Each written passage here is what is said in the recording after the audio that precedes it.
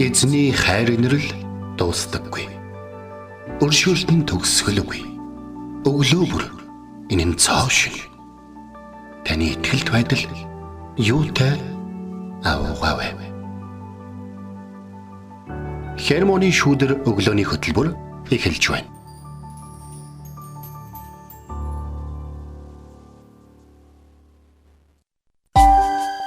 Өглөөний мэнд.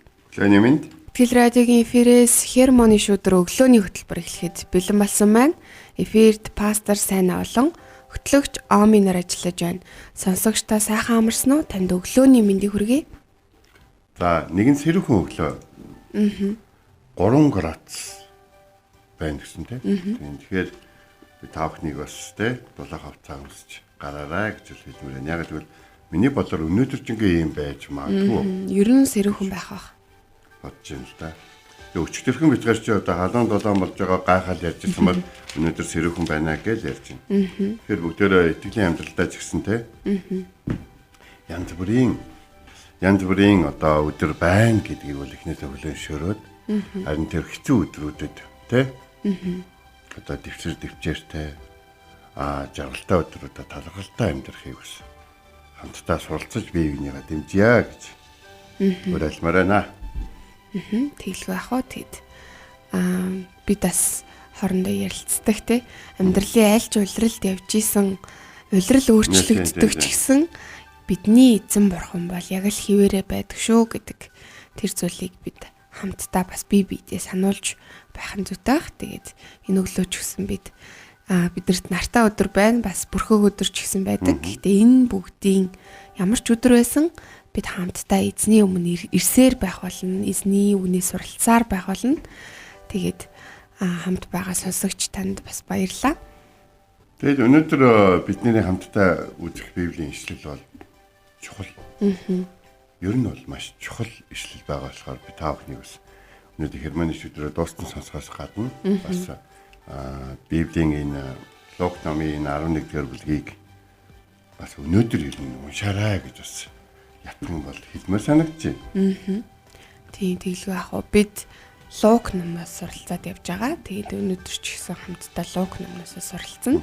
Тэгээд бидний энэ суралцах бүлгээр нь дарааллуулад ингээд суралцах нь бас биднэрт илүү ойлгох тэр зүйлсүүдийг өгж байгаа. Тийм тэгэхээр хамтдаа бас өдөр бүр өглөө бүр та нартайгаа хамт эзний магтаад эзний дотор хамтдаа суралцахдаа бас баяртай байдаг шүү. Одоо хэдийгээр энд ингээ хөтлөгч хийж байгаа гэж байгаа ч гэсэн би бас өөрөө давхар суралцаад энэ дотор өсөөд мэдлэгээ нэмээд эзэнтэй харилцах тэр харилцаагаа бас өсгөөд явж байгаа учраас эзэнд маш их талархаж байна. Тэгэд өчигдөр би бас айгүй завгүй байсан байхгүй юу? Бичлэгтэй тэгээд айгүй их ядарсан. Гэхдээ нөгөө эзний ажил үйлчлэл хийж байгаа. Дээрэс нь энэ зүйлээ бусдад хуваалцаж байгаа гэдэг нь надад айгүй их баяр хөөргийг өгөөд нөгөө ядарснаач мартаад бүр ингээ яриандаа ороод ажилла хийдэг ч юм уу иймэрхүү байгаа. Тэгэхээр бид эзэнд үйлчлээд бас ажил амьдралын талбар дээр явж байхдаа ч гэсэн биднэрт ядрах туйлдах үед ирдэг. Гэхдээ бид яг юуны төлөө хийж байгаа вэ гэдэг тэр зорилгоо санах үедээ буцаад хүч ордог. Бас эзэн бидэндээ хамт байдаг учраас тэр хүч чадлыг бас бидэнд өгдөг учраас давж туулдаг юм болов уу гэж өчтөр бас хальт бодлоо. Тэгэхээр бид нар нэг ийм зүйлийг ингээд ойлгож авах ингээд хэрэгтэй. Бид нар хинт ч санаа зовхоо болж болохгүй.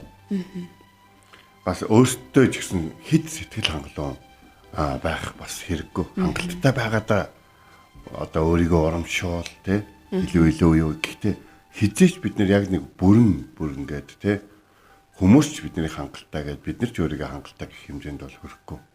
Гэхдээ бид нар ер нь бол илүү сайн байж чадна. Одоо байгаагаас илүү сайн байж чадна гэдгийг л бодох хэрэгтэй. Тэхийн тулд яг үхээр заримдаа бид нэр үнэхээр жинкнээсээ ядарсан байгаа боловч дахиад жоохон хийгээд үнэхээр ингээд унтмаар байгаа боловч сэрээд суумаар байгаа боловч босоод нэг юм биднээс нэг заримдаа өөрийнхөө төлөө өөрийнхөө илүү өөртөө амарч байгаа хүмүүсийн төлөө дахиад нэг алхам хий 5 минут илүү залбирах ч юм уу те эсвэл одоо илүү оролцоотой байх тийм зүйлүүдийг бас эзэн биднээс бас асууж байдаг. Тэгээ тэр болгон дээр бид нэр тэрийг хийж чадсанараа бас дараа нь яадаг гэхээр өөрийгөө төвшин агсан байгаа. Бас хүчрхэг болсон байгаа. Тэгээд үнэхээр жинхнээсээ хангалттай болсон байгаа. Бас яг тэр үед бас мэдэрдэг тийм гайхалтай эзний бас нууц байна. Мэн тэгэл яхаа тэг хамтдаа үгийн цаг руугаа орохоос өмнө хамтдаа магтцгаая. Тэг та эзний өмнөрөөд түүнд магтаалыг өргөрөө.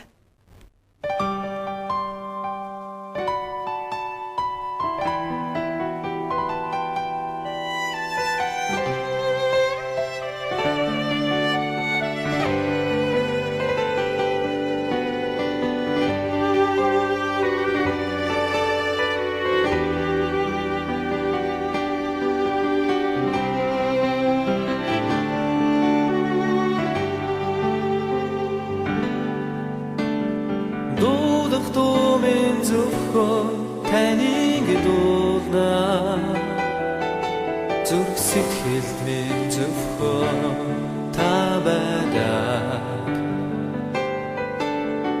бүжих бүжгээрээ би таныг магтнаа бүхий би минь зөвхөн таны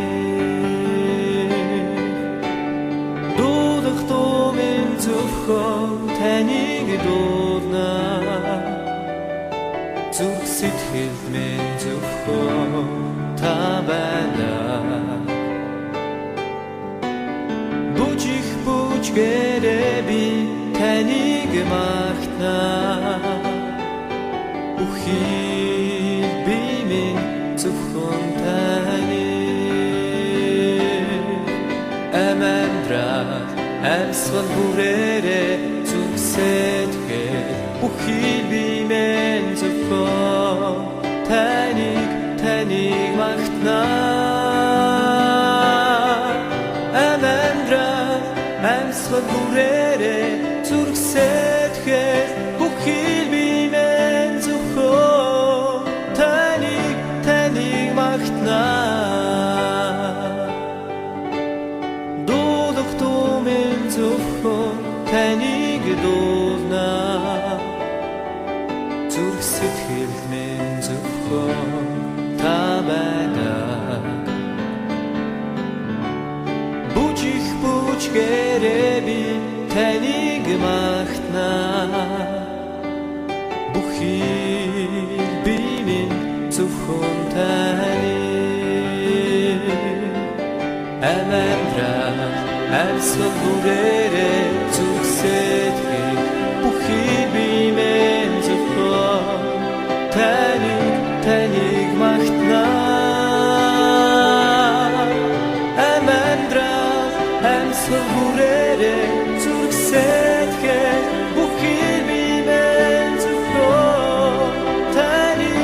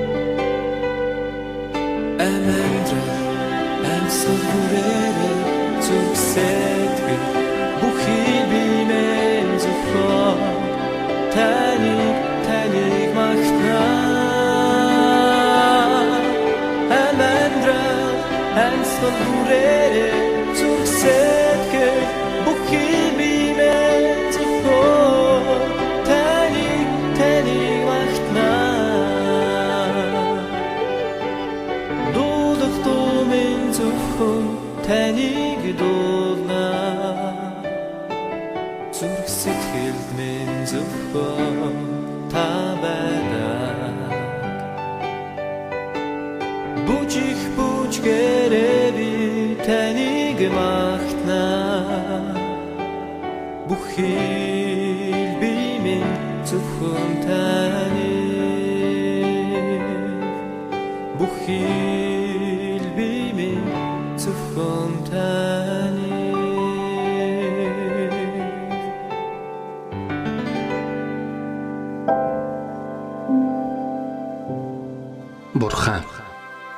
миний бурхан. Би таныг эртлэн хайхвалаа. Усгүй хоорой ангамл газарт сэтгэл минь танаар сангаж би махбат минь таныг хүсн тэмүүлж байна. Дуурал 63-ийн 1.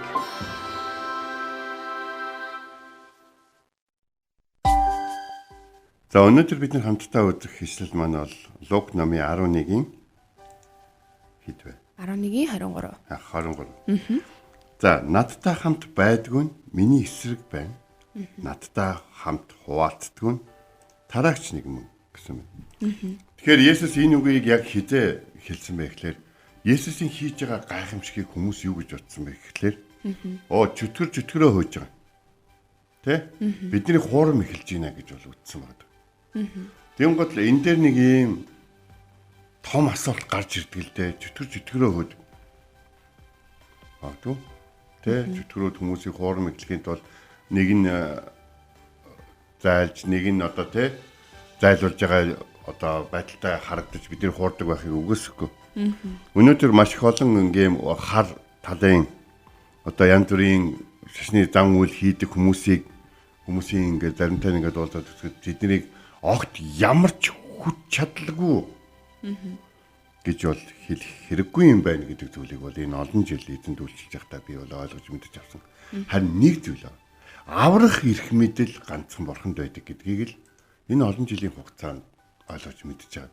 Тэгэхээр би та бүхнийг янз бүрийн эрх мэдэл, янз бүрийн сүнслэг, янз бүрийн зүйлтэй учрах юм уу эсвэл тийм зүйлийн талаар сонсох юм бол үгүйсгэхийн оронд харин эзэн лөө илүү хорогдож, илүү ойртож түүний эсрэг залбирч тэр зүйл өөрийн чинь гэр бүл хайртай хүмүүстээр тохиолдохгүй байхын төлөө бас тэр зүйлийг туршиж үзэхгүй, бас тэр зүйлийг сонирхож үзэхгүй, бас тийм зүйлээс хүмүүсийг аврахад, хамгаалахад, тийм зүйлээс хорогдож, зүгтж ирсэн хүмүүст туслахад хаалгаа нээж өгөхөд, зүрх сэтгэлээ нээж өгөхөд, залбирлаараа хамтаага даван туулахад нь урамшуулж, зоригжуулж, эзний үгийг сануулж, тунхаглаж, эдгэрлийг тунхаглаж бас итгэлийг нь одоо босгох яг ийм зүйл би та бүхний бэлэн байдаг байгаасаа гэж ойлгож байна. За яагаад явж байгаад ийм зүйл рүү орсон бэ гэхлээр хүмүүс Есүсийг муу нэгэн сүнстэй бөгөөд тэгээ тэрнийхээ хүчээр ингээд янз бүрийн мэдүүл яваад байна гэж бол хэлсэн байна. Библийг үзэх юм бол муу сүнстэй янз бүрийн мэдүүлдэг хүмүүс байсан. Одоо жишээ нь шинэ гэрэл ярив. Төмөр шинэ гэрээг ярих юм бол одоо юу ном дээр Үйлс номон дээр одоо Филипп гэдэг Симон гэдэг нэртэй ингээд бөө мөө янз бүрийн хүмүүс гарч байгаа. Тэд нар чинь ингээд тэндээ алдартай байсан гэж. Алдартай байна гэдэг чинь ямар нэгэн юмыг давтамжтайгаар хийж чадсан гэсэн үг байхгүй юу? Давтамжтай. Нэг удаа хийгээл ингэсэн нэг тим тохиолж ад чийж магадгүй гэж хүмүүс юм. Гэхдээ тэрийгэ давтамжтай хийсэн гэдэг чинь ямар нэгэн юмны нөлөөнд ямар нэгэн юмд гаршсан эсвэл ямар нэгэн юмд автсан. Тэгээд ийм сүнслэг энгийн биш энгийн хүн хийж чадахгүй зүйл хийсэн учраас түүнийг ингээд алдартай болгосон тийм зүйл. Гэтэл Есүсийн дагалдагчтай тий уулзсан гутаа чөлөөлөгдсөн талаа гарч байгаа. За ингээд Есүс нэг зүйлийг энд бол Лук номын 11 дэх бүлгээр хэлж байгаа. Хэрэг би Беэлзебулээр хөөн зайлуулдаг юм бол танаа хүүгүүд хинээр хөөн зайлуулдаг. Тиймээс та нарын шүүгч явах болно. Гэвч би Бурхны хуруугаар чөтгөрүүдийг зайлуулсан. Заавчлаа. Иймд Бурхны хаанчлал ирчгээд байна. Бүрэн зэвсэлсэн хүчтэй эдлэн газар хамгаалах юм бол өмч хөрөнгө нь амар тайван байна.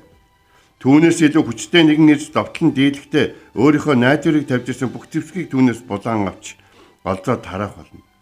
Надтай хамт байдгүй нэг нь миний эсрэг байна. Надтай хамт хуваалцдаггүй нэг нь тараагч мөн гэж хэлсэн. Тэгэхээр энд хуваалцах түгээх гэсэн хоёр үг гарахаас гадна өөрийн Бурхны мөн чанарын талаар 2-3 үг гарсан. Нэгдүгээр надтай хамт гэдэг үг байна. Надтай гэдэг нь би хинбэ гэдэг талаараа бас хүмүүс Есүс сануулж байгаа. Би хин? Би бол байдаг. Би бол байсан. Би бол эхлэл ба төгсгөл би эхнээсээ байсан. Тэгвэл надтай хамт байх. Хамт гэдэг үг бол Есүс Христэд маш хамаардаг үг. Тэр бол Есүс Христийн талаар зөгнөлтөөр гардаг Иммануэль буюу им буюу та нартай хамт бидний дунд ард түмнийхээ дунд байдаг Бурхны бас хамт байдаг Бурхны талаар тэр нэр нь явж байгаа. Тэгэхээр өнөөдөр Бурхан биднэртэй хамт байдаг. Харин бид нэр Бурхантай хамт байдаг бол хинтэй хамт байдаг вэ гэдэг асуултаа явах хэрэгтэй. Бурхан биднэрт хайртай, биднэртэй хамт байхын тулд хүүгээ хүртэл өгч байгаа бол тэ бид нар ер нь ямар асуудалд орчод байгаа вэ гэдгийг бодож үзэх хэрэгтэй гэж. За тэгээд энд тараах гэдэг үг, хуваалцах гэдэг үг хоёулаад ямар нэгэн юмыг ингээд ямар нэгэн одоо хүмүүс рүү ингээд өгөх талаар одоо байна шүү дээ тий. Одоо шинэ за ооми байгаа зүйлээ тараах. Би байгаа зүйлээ хуваалцах. Энэ ч одоо ингээд адилхан л ингээд өөртөө байгаа зүйлийг бусад хуваалцаж байгаа юм шиг ингээд санагдаж байгаа боловч тараах гэдэг үг нь энд ямар утгаар орсон бэ гэхээр ботаргах, цуглаж исэн зүйлийг байхгүй болгох.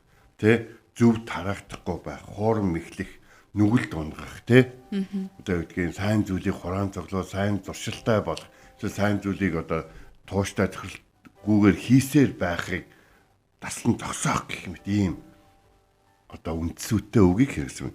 Хуваалцах гэдэг дээр ямар хуу утгатай үгийг хэрэглэсэн байдаг вэ гэхээр түгэх, сайныг түгээх, сайн мэдээ түгээх, тэ хайрыг түгээх, төсвөр төвчээр бүх хүмүүсийн өмнө ил болог те та нар ингээд хуваалцаараа те ядус та нартай үргэлж хамт байна. Яг ийм үед хэрэгэлдэг. Хоёулаад ингээд нэг газраас өөр газрууд руу ямар нэгэн зүйл хуваарлагдах тухай, тараагдах тухай ярьж байгаа боловч тараах гэдэг үг нь бодрох гэдэг утгатай ерөнхийдөө гим нүгэлтэй холбоотой хэлэгдэг үг байсан бол хуваалцах гэдэг үг нь илүү сайн сайхантай хуваалцдаг гэсэн. Одоо хэрэглэгдэг үг байна. Муу нэгний талаар энд нэгэн тал дурдгч учраас муу нэгний талаар ингээд харах юм бол Библиэлд бол за бидний одоо хэрэгжилж байгаа Библиэлд хамгийн сүүлийн хэсгээр нөгөө нэг зарим үгийн тайлбар гэдэг хэсэг байдаг. Би тэр хэсэг жижиггүй учраас шууд уншаад өгчээ. За еврей хэл дээр сатан гэдэг үг нь эсэргүүцэх, саад учруулах, буруутгах гэсэн утгатай бол грек хэлэн дээр сөргөлдөгч, дайсан гэсэн утгыг илэрхийлнэ. Сатаныг бурханд хорсож хүмүүст гай учруулдаг нөлөө бүхий тэнгэрэлч хэмээн бичвэрийн олон хэсэгт гардаг ба шинэ гэрээнд сатаныг диавол гэж бас мөн дурдсан байдгаа гэж хэлсэн. Тэгэхээр өнөөдөр хэрвээ бид бурхантай хамт байхгүй, бидэнтэй хамт байх гад хүүгээ хүртэл өгсөн бурхантай хамт байхгүй бол хинтээ хамт байгаа вэ? Хинтээ хамт байж эсвэл хиний дарлалд орж магадгүй байгаа вэ гэдгийг өнөөдөр энэ ишлээс бол бид нарт бол эзэн бол хэлж өгч байна. За тэгэхээр ер нь бол Есүс Христэд итгэгч хүн ихэвчлэн зүрх сэтгэлийн сонголт хийдэг. Юу хүсэж, юунд хорогдож, юу хиймээр санагдаж, хаана үлдэж байгаа юм бэ?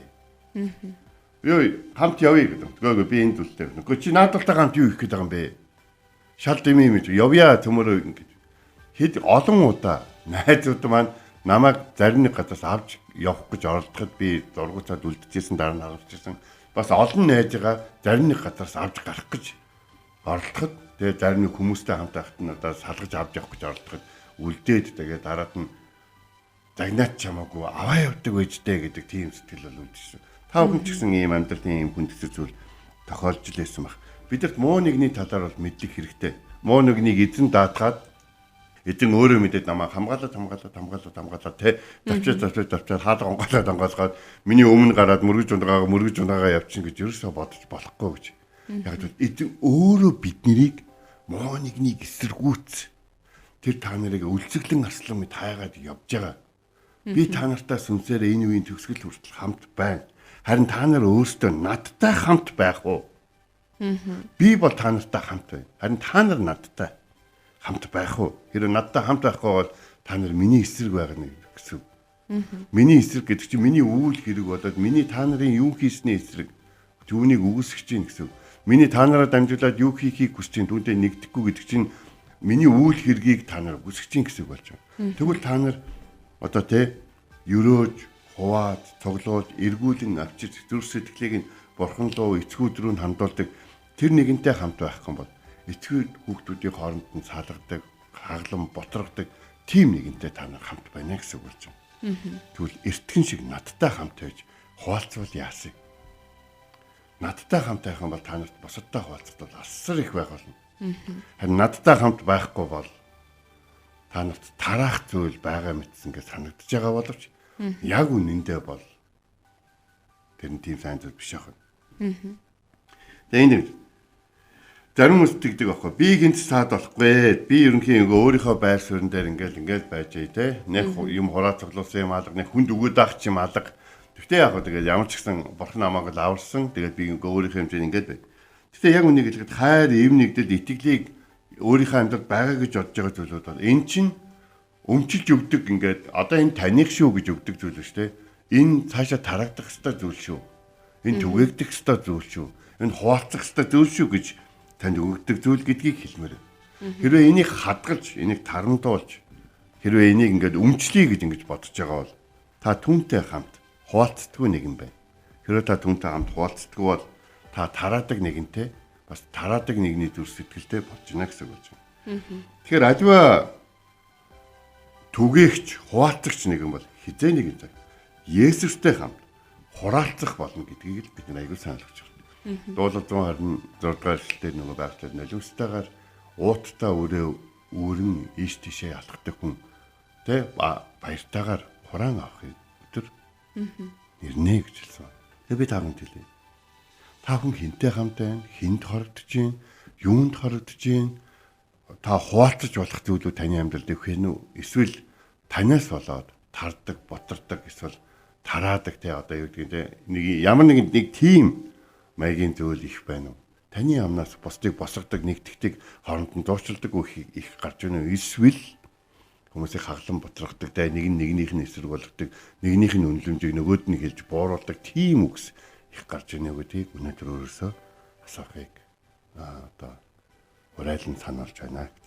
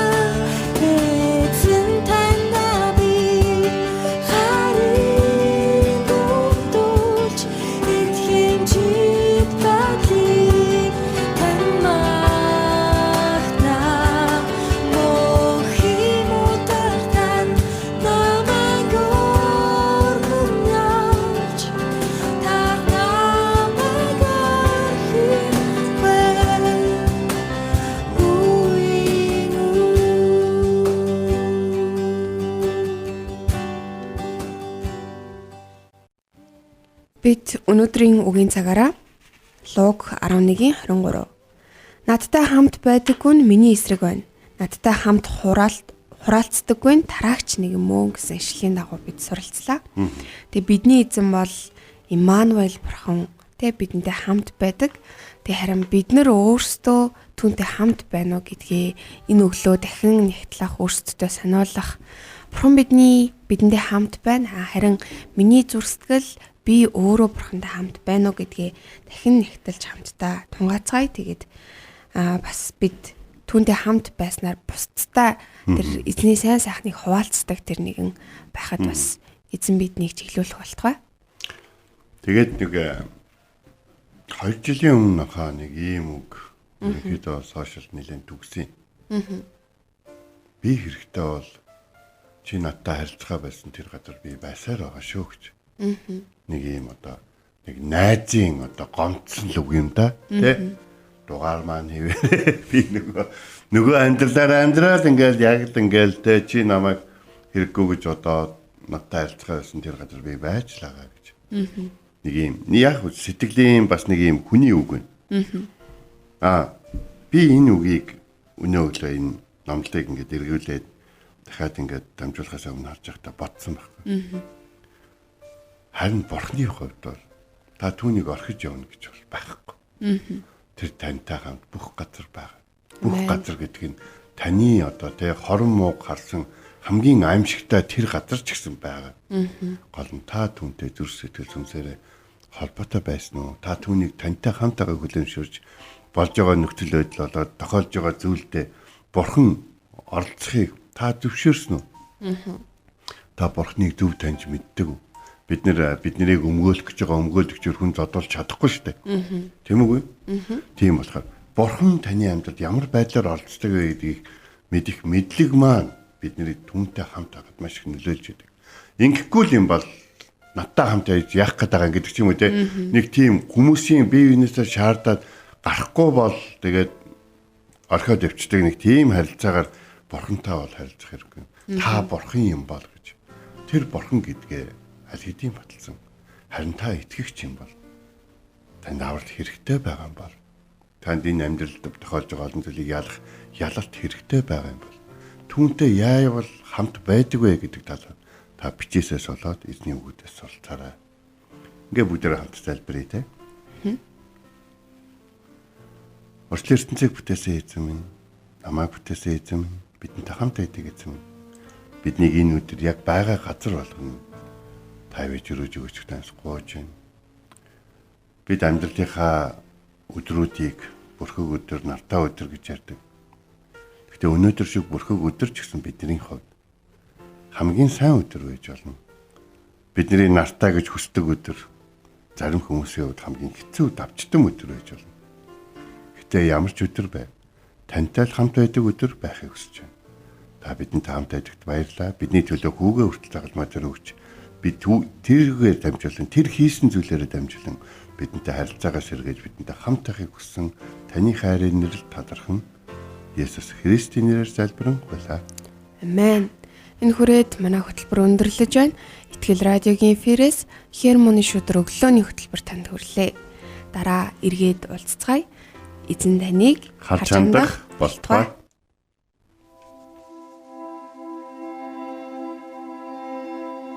Эзэн зүрхийг чинь бурхны хайр ба Христийн төвчөрт чиглүүлэх болтугай.